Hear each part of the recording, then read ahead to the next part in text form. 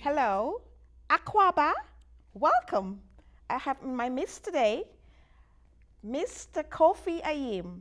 First of all, this is Unveiling Africa, one handsome face at a time. I'm really pleased to have Mr. Kofi Ayim here today because he wrote this beautiful book called Cudjo. He's going to talk to us about it and how it came to be and all the long and hard work, arduous work he put into it. Welcome, Mr. Kofi Ayim. Thank you. Nice to meet you. Thank you. I'm so very interested in this book.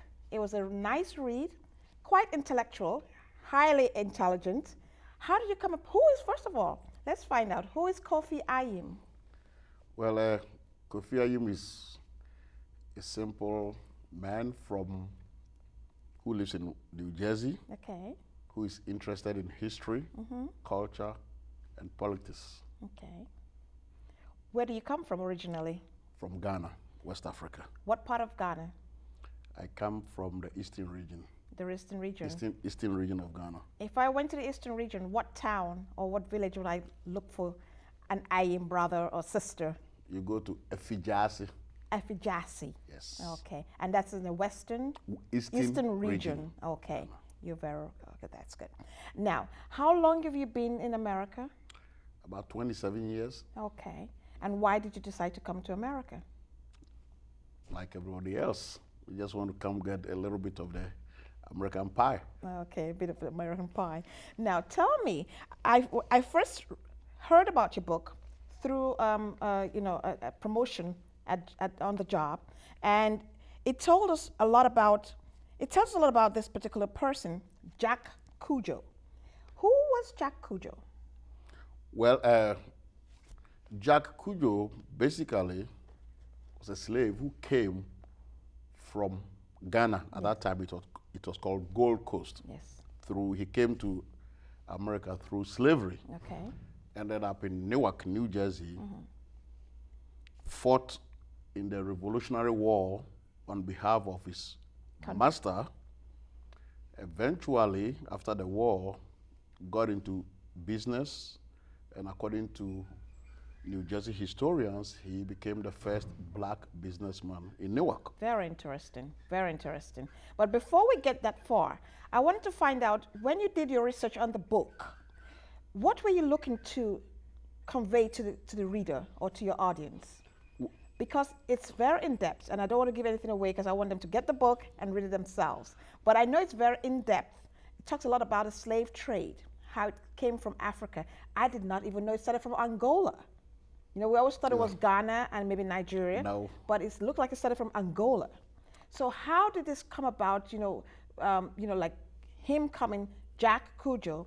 How did it get, and I hear too in the story, I'm not going to give out too much, like I said, he was of royal ancestry. Yes. How does a royal person get captured and be enslaved? Well, how did that come about? There were a lot of intertribal wars. Oh, okay. And if I am a king and I'm fighting you and your people, and I conquer you, two things: to subdue you, maybe I might have to kill you, Yeah. or at that capture time, you. capture you and sell you to get more ammunition. Oh, that doesn't speak very highly of us, does it? Well, no, not really. By the way, the slave trade was all over, all the way to Mozambique.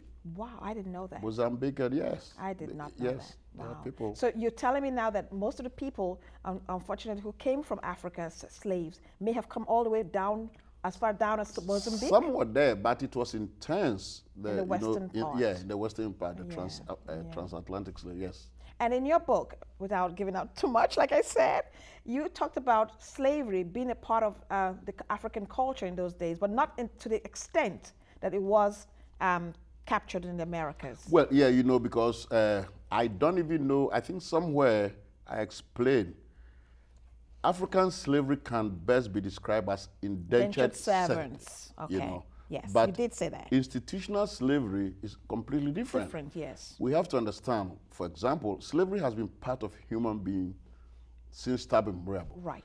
You look at the biblical Joseph, he was sold into slavery, Yes. but by his own deeds, he rose to become a prime minister in Egypt. Right.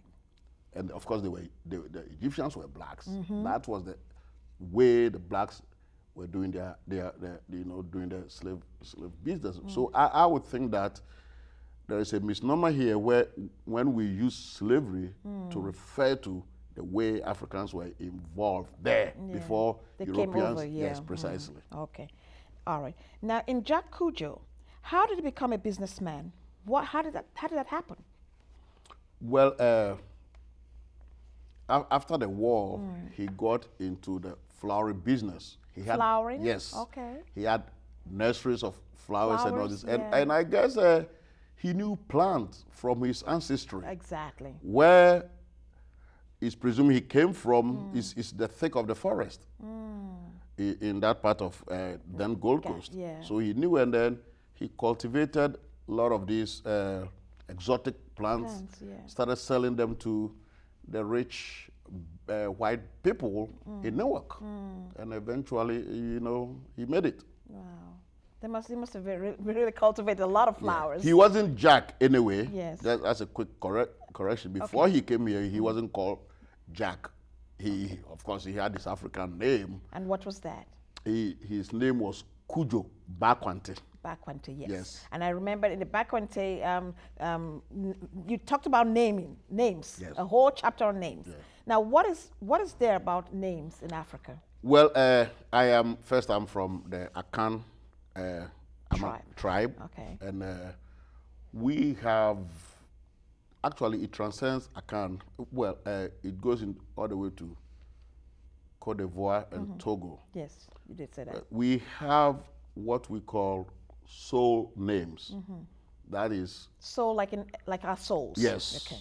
In our language, we say Kradin soul name. Yeah. That is the day a person was born on. Okay. So for all the 7 days, There's a name There's a attached name to it. And attached. Kofi It's is Friday. Friday. Okay. And now I was born on a Tuesday. What would my name because be? you are a female, Yeah, I'll be Tuesday will be Abena, Abena. like my mother. Okay. Oh, So you are that's my nice. mother now. Oh, that's Yes. nice. So we have that, and that gets to be like automatic. The day you were born, that becomes Your name. your first name, your soul name. Yes. And our ancestors who were very spiritual, for example, they would do some things like fast on their soul. Name. Yes, their Okay, soul. so the yeah. days they were born. So that's how come most of us got our first names. Okay. So he was actually called Cudjo. Cudjo. And what does that mean?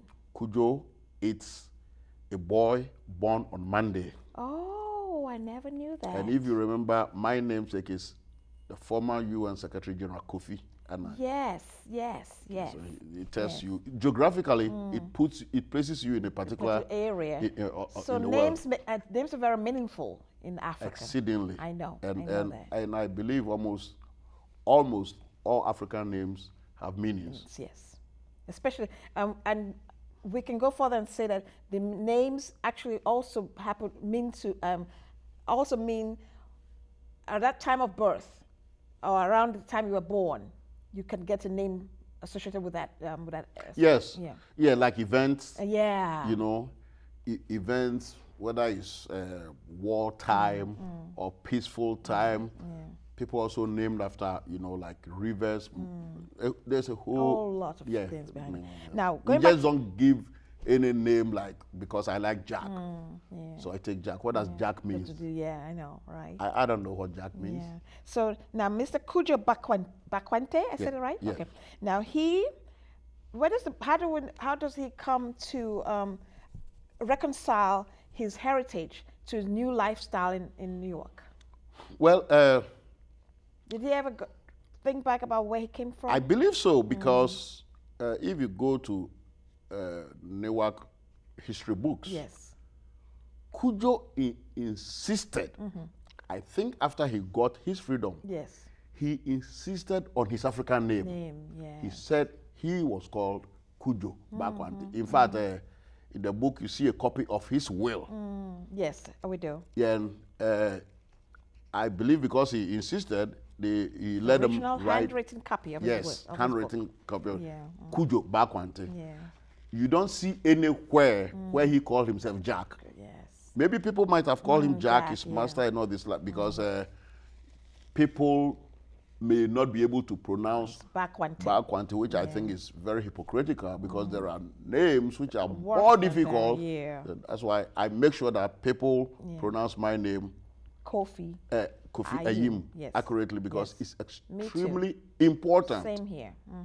If I can pronounce any other person's Wolfgang name or some other thing like that, why shouldn't you learn to pronounce my name? And you know, most of the fault is from us, because we go to work, we socialize with other people, and they call us, instead of Kwesi, they say Kwazi, and we accept it. I know. I always have a fight in my office when they call me Dako, and I said Dako means nothing. It's Dako. You know, that's the way I was taught to pronounce it. So see, Cudjo was one big proud African. Yes. Irrespective of what happened to him or where he came from.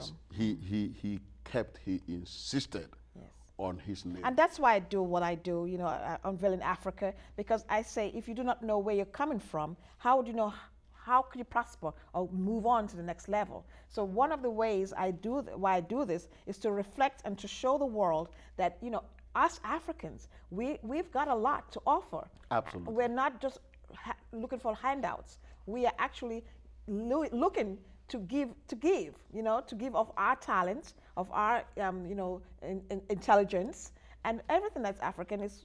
And you know, to add to it, our prime identity is a name. Yes. And the secret to the success of this book, we be able to do it, his last name, Bakwante.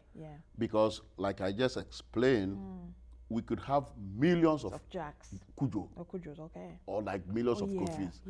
But his last name, that he insisted, and I knew a little bit of our culture and all these things, and that name is still unique in that area where he came from. And what's that area? Bakwante. It's a royal area in Ghana now, in the eastern region, a very big royal family. Yes. Exists now. In fact, there was a king, I think, who died in 1742. He was called Bakwante. Okay, so that must have been maybe his lineage. Likely, not lineage. I'm so much convinced. Either it was the king's son. Oh wow. Or he was the king was his uncle. A brother to the king. Very close, very, very close relative to the king. Talking about kings, recently on Channel 2, I believe, Gayle King, Oprah's, I would say, right-hand woman, interviewed a lady from Ghana who said she was the first king in Ghana. Is that correct, or is that, what part of the country would she have come from? Do they have female kings? I would have expected her to be queen mother or queen, but she actually claimed that she was a king.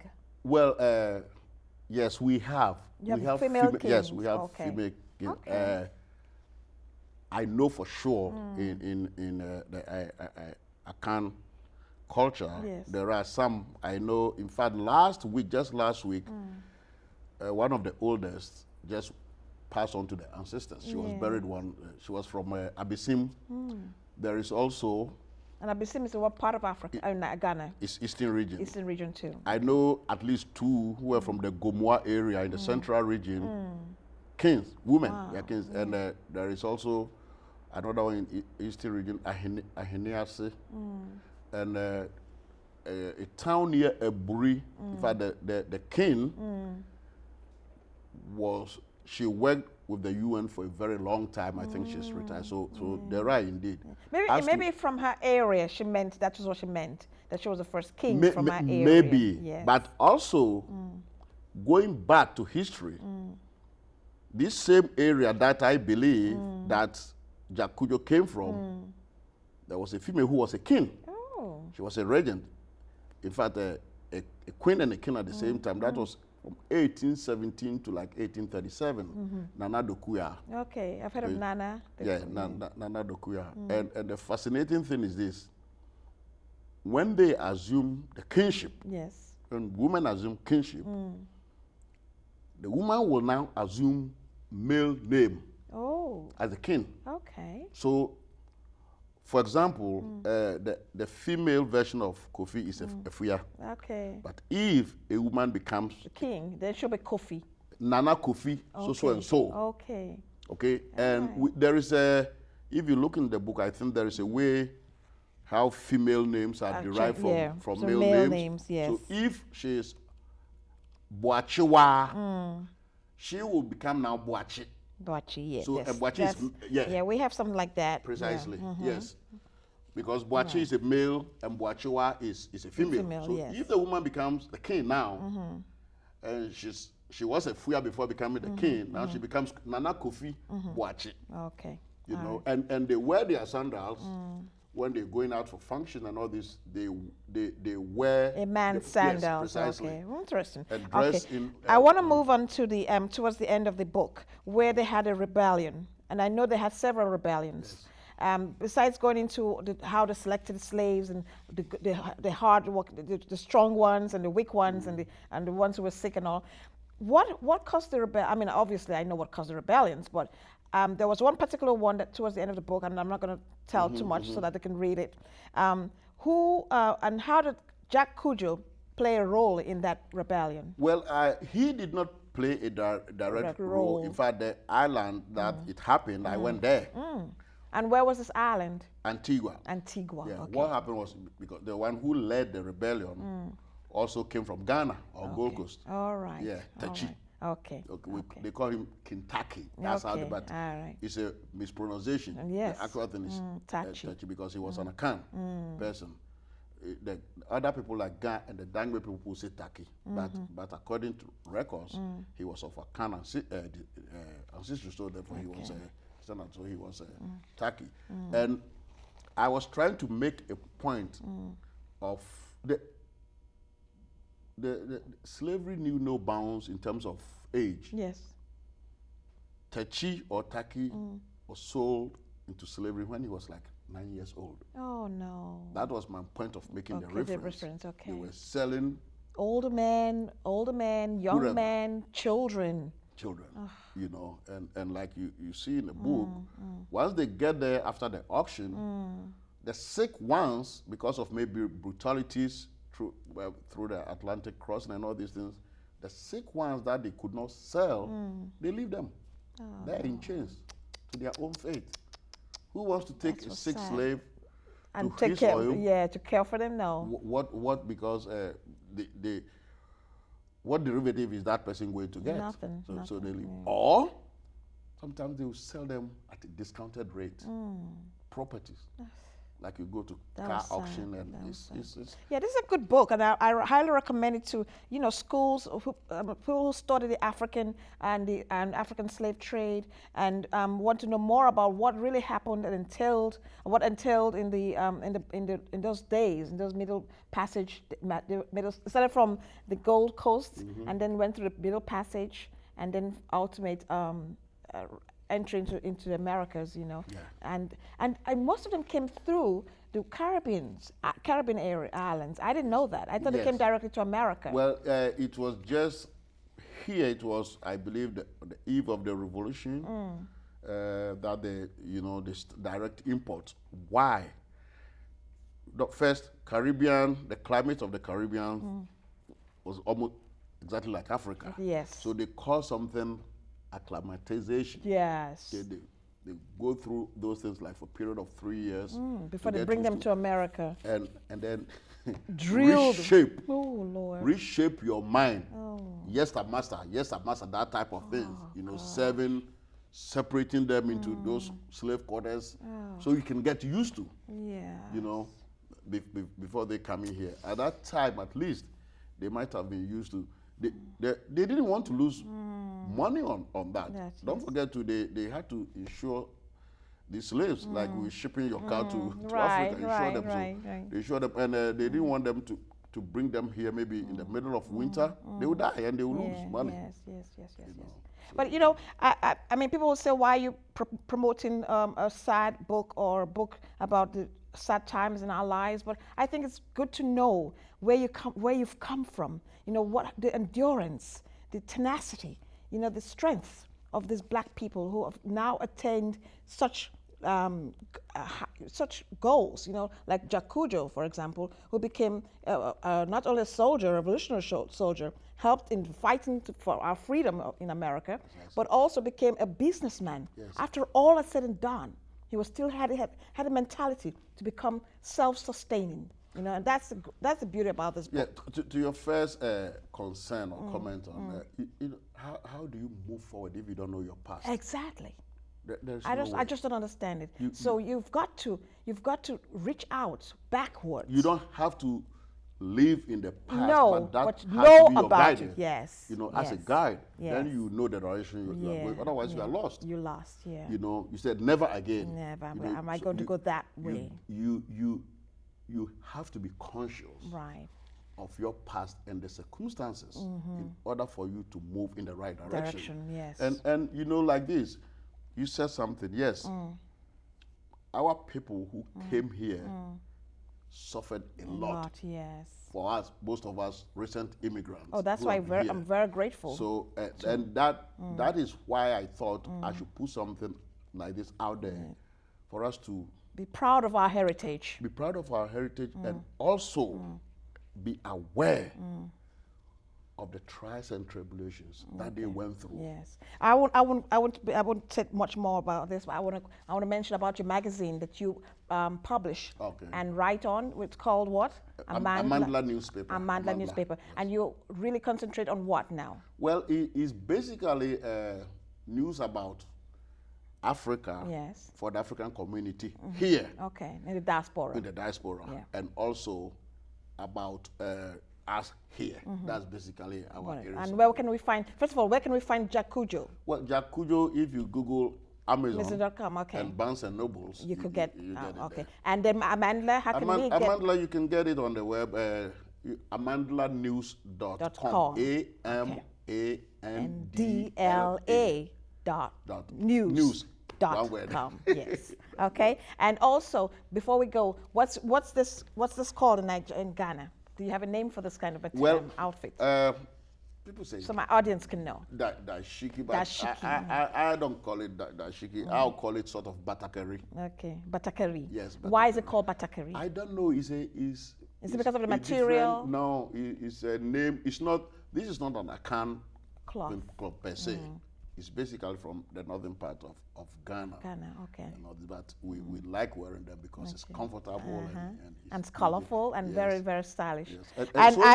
And yet, I wore this because I knew I was interviewing a Ghanaian citizen, and I said, this is a similar cloth to what you call kente. Kente material. And I love the kente because they come in beautiful colors. Yes. All kinds of colors. Yes. And you said we're going to have a kente festival soon? Yes, there is going to be a kente festival, I think in Cincinnati. Okay. Because in Ghana, the home of kente is called Bonyore.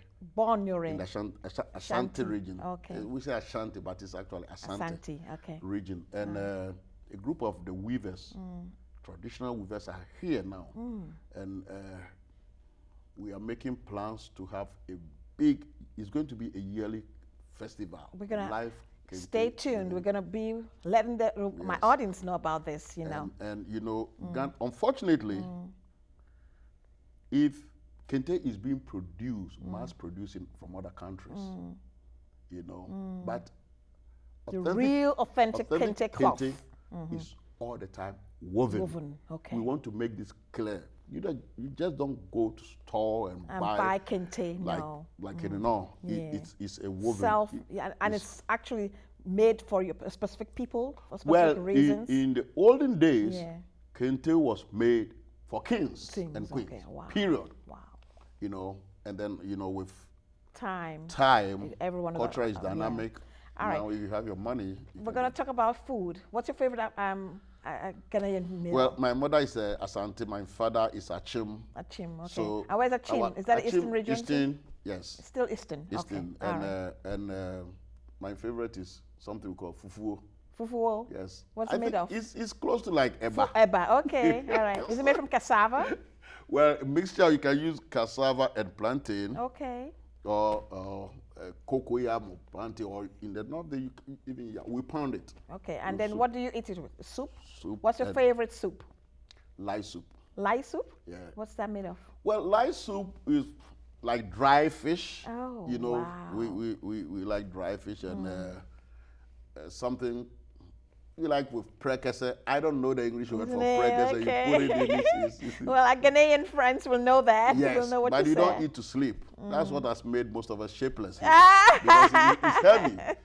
You have to understand, down home, they eat food and then they start walking and in the sun. In the sun. So you burn out all Precisely. that. Yeah. I don't think I can walk 1 mile here now.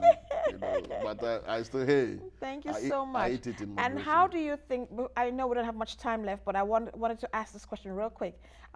Do you see women, what's the role of women in Ghana today? I mean, have you seen a big change from the past? Quickly. Yes. In fact, there is a very vibrant women's organization called 31st Women's December Movement. Wow. And they have been able to gather the women, re-educate them, make them more involved, and they form cooperatives. And they produce so many things now. Wow. And this is in Ghana? In Ghana. Okay. And I think, women in Africa, in general, are coming up, even though the pace may be slower. Slow, yeah. But they have taken over before in our history. Yes, they were. We had kings and queens, like you said, now kings. And precisely. And anytime we have women in control, they do things better than men.